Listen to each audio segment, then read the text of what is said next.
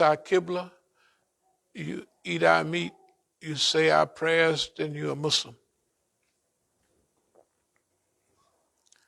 So I was telling them what we deal. I said, we deal with the fundamentals of Islam. And we leave the details to everybody else. Like we leave the Shia details, that's the Shia's business. Or we can't work together. But what he was saying was, at first he was saying, no. He was going to now push his ideas, which are from these days. And I was around there to find that out. Where are they coming from now in modern times? They're still back there. They want to have dinner and stuff. But after the meeting, I'm not, because, see, I talked about unity. I said the Muslims have to have unity. So unity comes from the basis of Islam. Who is Allah? Who is Muhammad sallallahu alaihi wasallam? What is the fundamentals of Islam? Da, da, da. Okay, you accept those? Finished.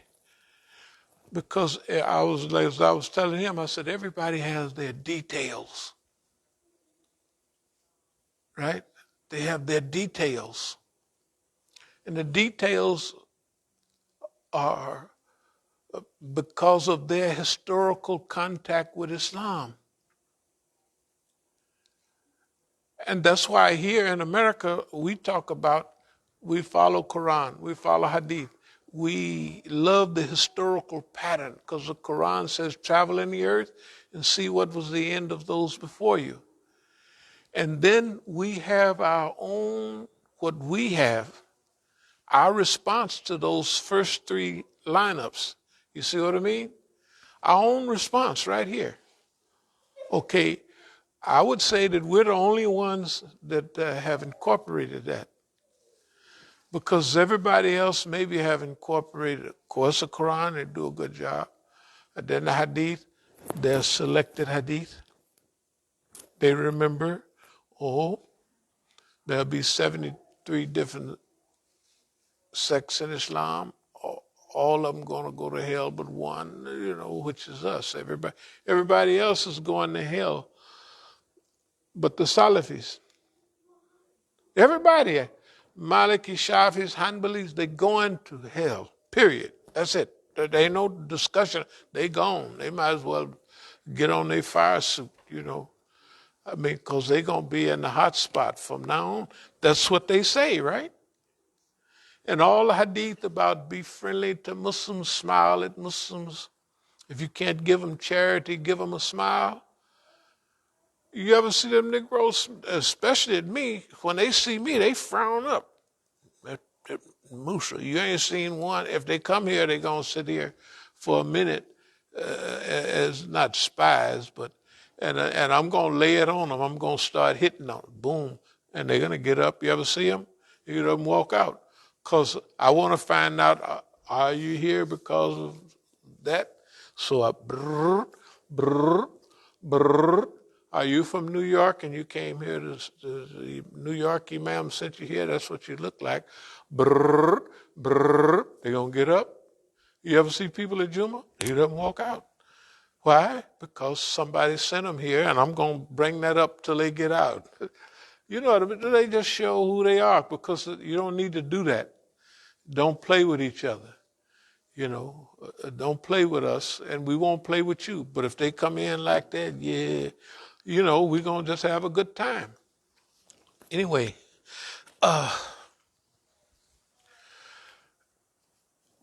we do this because here we are now. Okay, let's get to now, where we are now.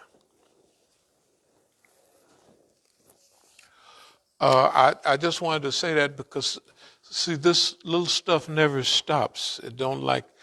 You can't say, well, when will they evolve? They have not evolved.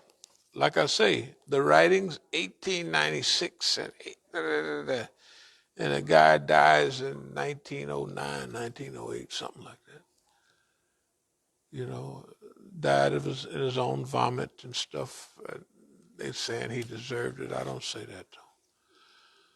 So anyway, so I wanted to pick up on this conference. This writing is from the days of the British Empire, deep into the British Empire. So what about us? I would like to now mention a few things about where we are now.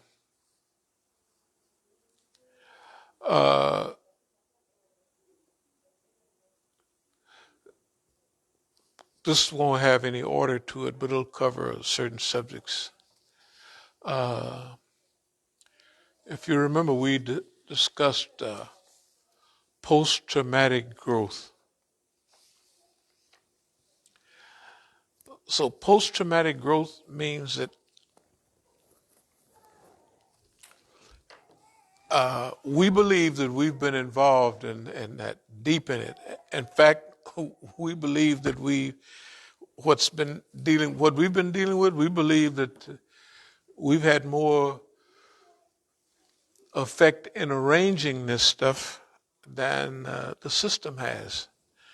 Because we believe that in this section, if you would read our writings from As-Sabiqun from 95 on, all of these subjects we talk about, we have to be aware of something. Okay, so the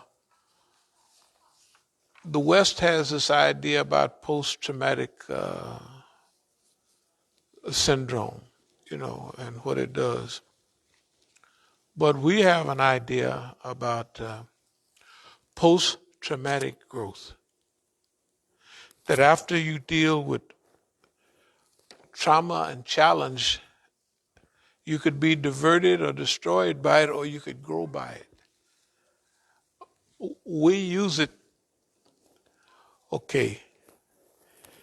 If people have been listening to what we've been talking about all along, we've been talking about strategic engineering for a long time. Strategic engineering, that means engineering our environment. And we talked about the historical experience that we faced. We call it historicizing, chronicalizing, documentalizing, and archivist. That's what we wanted to do. We say it almost every week. That we wanted to have a historical graph of the process of Islamic development in America and, of course, the world. And we had to chronicleize it, to put it in order, in a chronicle, put it in an order to where it's understandable and hopefully digestible to the public. And as a documentalist, you would have to document all the things that would be going on. I have here, you can see from, this is Friday, September the 2nd, 1983. Can y'all see that from this distance? 1983. Yeah, you can, okay. So I have over here, I have here that I ran 10 miles that day. Boy, that mean with sweat gear on, plastic, and 5-pound dumbbells in each hand, running in the hills, not these flat trails. But I have yo tuve una, I didn't know the word at that time, dream. So it's saying, yo tuve, or should be yo tengo, but if yo tuve is past tense, that means I had a dream, or I have a vision of our own at this time. This is almost 40 years ago. That I have a vision of what we, you know, where we should be going, where we could be going. And that's just a little note to myself. That's 1983. That's several years. That's good God Almighty. That's 38 years ago, something like that. Yeah, that's 38 years ago. Anyway, so we've had a lot of experience with this. In the process, we knew or we expected to go through an evolutionary process. So we had in our mind that we want this to be, or we hope that it'll be a long range struggle. That as far as our planning go, it's going to be long range, you know. And so uh, it's used in historical revolutionary literature as a protracted struggle over a long period of time. And that's what it's been. Okay. But we've also studied at this time. We were still deep in our history, and we Quran Sunnah. We're getting ready to. We didn't open our masjid. We didn't open the building technically. It's 83. The first part of the year we bought it in 81, and we fixed it up, but we opened the other in 1980, and we was renting. Then it changed over, going through those early developments. But now we getting solid. Okay. So what we believed is very clear. Our historical experience taken into account, including now strategic engineering. In this period, 1983, 84, 85, 86, if you remember in 86, I have another piece of paper where I've written something on it. They've stolen an accordion folder and what have you, taken some of my, because I lived in the masjid and I had all my papers, everything right there about where I slept right there on the floor.